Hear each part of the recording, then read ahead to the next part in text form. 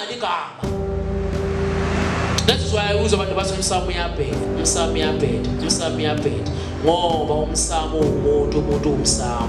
Wena mase umsamo umuntu, unalo igama lasemsamo yini na? Noma leli sekubiza ngalo sithi T-Man, noma ufika lapho uthi igama lami nguT-Man. Unalo igama lasemsamo na? Uma ngabe unalo igama lasemsamo spiritually uqulu. Uyophahla kuze kuye uJesu.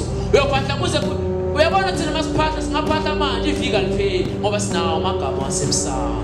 Kusho umsamo uhlambulukile. Kodwa kusho ukuthi umsamo ungcolile, umsamo wakho kahle uyathakathwa noma umama noma ubaba khona abangakwenzanga kahle. Kodwa chaza ukuthi awunali igama emsamo. Inyanga zamanje zikwazi lokho ukuthi masikhuluma ngomsamo sikhuluma ngomuntu. Bona bacabanga ngamakhandlela namakhamba. Ugaya utshwala uhlabela ingakhe. Sipanda sidole singala shayele. Bayabuza vele but bazothi ubani? So ningi isikhathi sokubuza imibuzo, bhala phansi umbuzo. Bazothi ubani? Ngokuthi mina ngifika ukuthi ngizona ndodana yami. Ufuna umuzi, ngithele. Yangazi, awungazi. Uzwa ngami sizona ndodana yami. So kubalulekile kakhulu ukuthi umuntu abe negama lasemsamo. Yile ekhishwa uyise.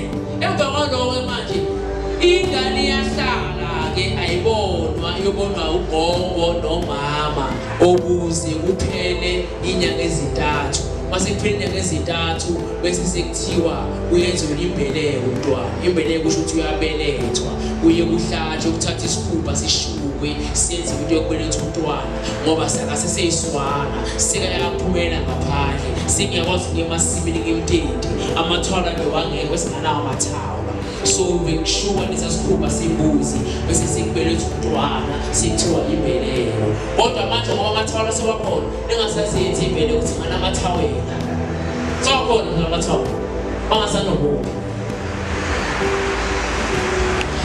Ukubaluleka kwembeleko ukuthi ingane ibelethwe hayi ubunye. Into ebalulekile igama elizokhishwa uyise.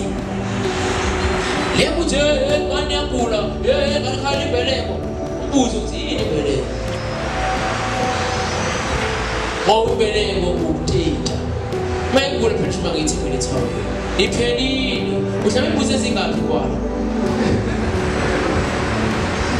Ngekhetha manje uma ngabe ingane selenyanga ezintathu sekuthiwa yenziwe imbeleko seyakhanya yahamba yekwayise le yambuzi izofika ibe ufakazi ukuthi ingane iyabelethwa. Izofika ibe ufakazi ukuthi kuphume isiphanga iside bese kuphuma isikhumba esizovana nesasiphanga sihanjiswe koyise. Masifika koyise uyise bese sakathi hawu sekuyindodana yami nomkhosazana yami mangiyibike emsamo.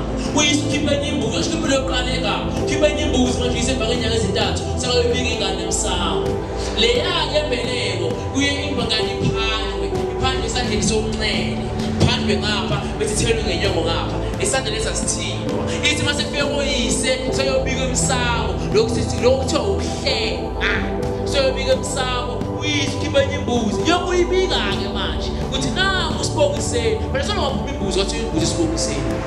Sabe nangu usibongiseni ubuyile phakathi kwamagceke emambatheni nimnika inhlanhla ngicela lo1 no2 no3 no4 bese uyayiphandla nawe kuphi sokudla bese uthatha isiphanga sojingana laba ya uze kufike kubiko nalaba ya emsamo wabo obalule ukuthi ingane ihambile isekho la ekhaya. Ingane ingazoba ngamadlozi ngoba lento okuthumba ngamadlozi idlozi likwazi ukuhamba omalulu liyafika idlozi lekufika amagceke likufuna amagcekeni alikutholi le lapha baba likwazi ungani nalisibuze ukuthi ungena kanjani ngoba isiphanga sikho. Isiphanga ke siyisikhiya wena kahle kahle uyatrespass ingakho sekuthiwa into zakho ziyabheda uba ngamadlozi akubanga nje ngoba usendaweni ewrong utrespassile ungene ngasiphi isikhiya wena la uhleli khona.